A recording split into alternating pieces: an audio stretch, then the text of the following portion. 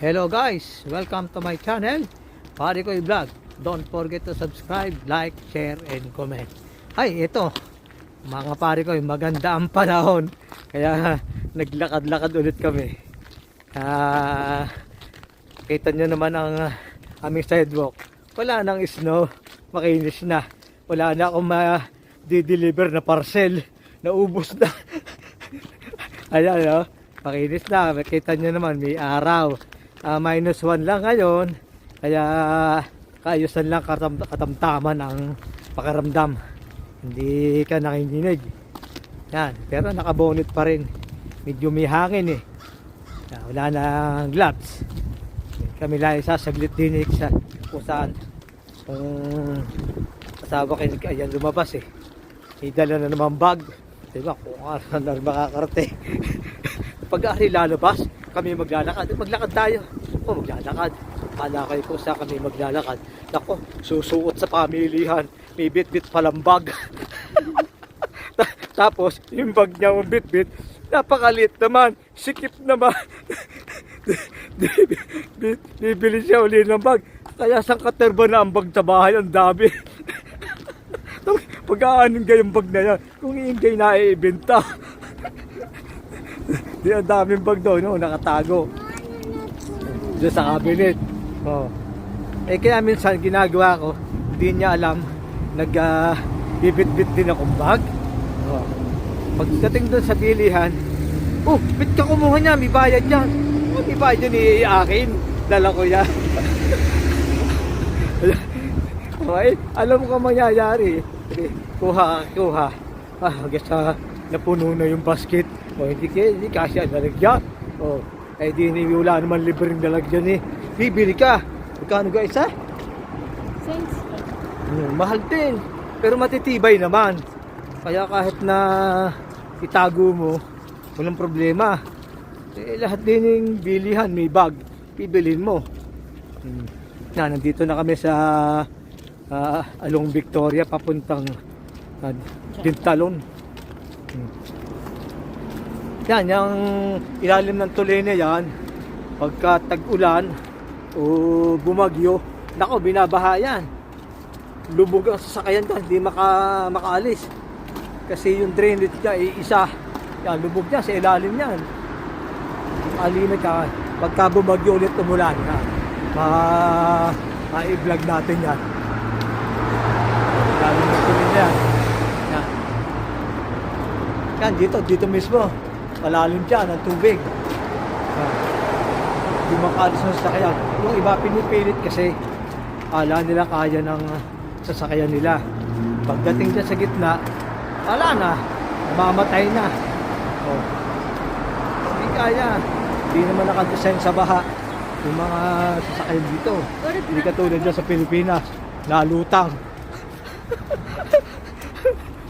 Lalo yung mga tricycle na gawa ni Paring Amir, nalutang sa bahayan. Yan ang kondo rin sa Dintalon. Ganda. Tapak, yan ang park na daming tayo ng aso. Lintik na park yan eh. May mga park dito. Park daw ng mga aso. Sabi nung asawa nung pinsan ko. Kasi sa Dove Park, sabi niya, Italiano yung asawa ng pinsan ko eh. Hindi daw siya tumatambay dyan. Dami daw tayo ng aso. Kami hindi na kakapunta ulit yan sa bahay ng pinsan ko eh. Naku naman, pag pumunta ka naman diyan, hindi ka naman makaalis. Napakakwento nung asawa. Naku, alas 12 na eh. Hindi kami makauwi. Sabi, napalautan na. Sa biktin na may nakakwentuhan eh. Kasi wala naman silang anak. Diyan lang silang mag-asawa. Pagka kami, nakakwentuhan niyo yung asawa ko. Yan.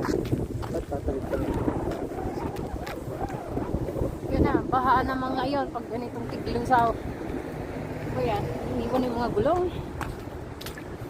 Yan, ang ganda na. Natutunaw na yung mga snow. Yan, tamo. Yan, baha. Yan, baha. Ito naman, pagka nalulusaw ang snow, baha. Pero Saglit lang naman yun dyan. Hindi naman siya gaano nagtatagal. Ganda ang panahon talaga. Kaya pagka ganito nga ang panahon eh, maganda. Lalo kami lumalabas. Tuwa-tuwa kami. Yan. Yan, talon.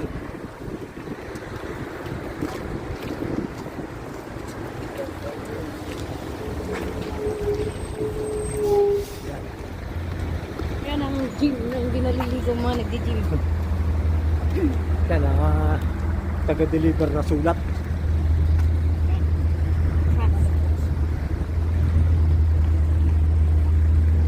Ay siya, alam ko na kung saan kami pupunta. Hindi ni papunta rin.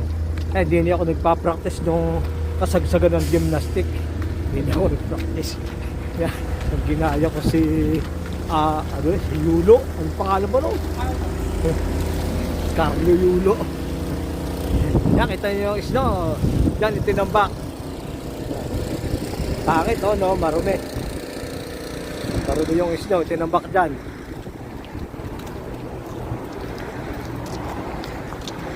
Diba, yung mga kondo. Bagong kondo yan dito. Marami kaming napapaglakaran dito. Paikot-ikot. May isa kami pinaglalakaran pagka summer yun, papuntang Montreal yun. Sarap maglakad dun, walang gaanong tao. Kailangan din kami lang galakad. Pero dito mataong lugar to. Residential area itong naglalakaran namin ngayon. Yan, papuntang may daan dito yan, diretso lang yan. Papuntang doon sa Royal Mall. Kakanan ka lang dyan sa may Orange Tulip ng Montreal. 20 minutes, nandun ka na sa mall. Wala naman tricycle din, kaya puro lakad.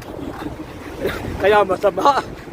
Aba, pag nilakad mo, simula may Kawayan, yung dating bahay namin, ay siguro hanggang Marilao din, malayo din. Din. Ayan, sabi ko na nga ba di niyan diretso Ay nako, di niyan diretso sa pamilihan. Ayan, yun, ang tambak ng kamatis. Yari pa. Pagdating mo din pwede ka naman kumuha. Yan. Para tikman mo kung matamis o hindi. Yan. Matamis Tama na yun, huwag ka na bumili. Natikman mo na Ganun din may kukwento ako sa inyo. Yung palang pinupuntahan namin doong Balkan Barn, mga tindahan ng chocolate. Pwede kang kumain doon habang nasa loob, libre. Pwede kang kumuha. Yung ginagawa ko, kain ako ng kain habang namimili. Kaso puro chocolate, bawal naman sa akin yung chocolate. Yan, pakita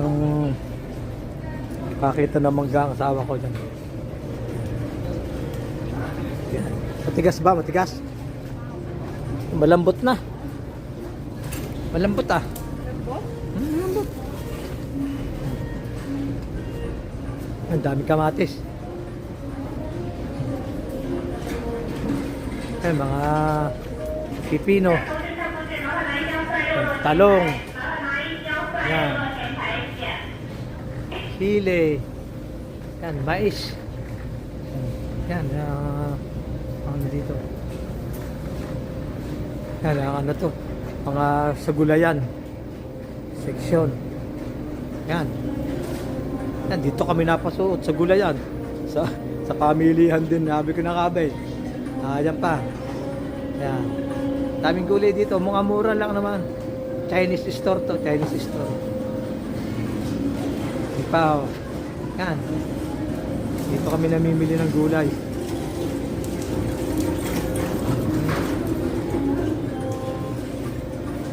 Diyan na. Okay, sige.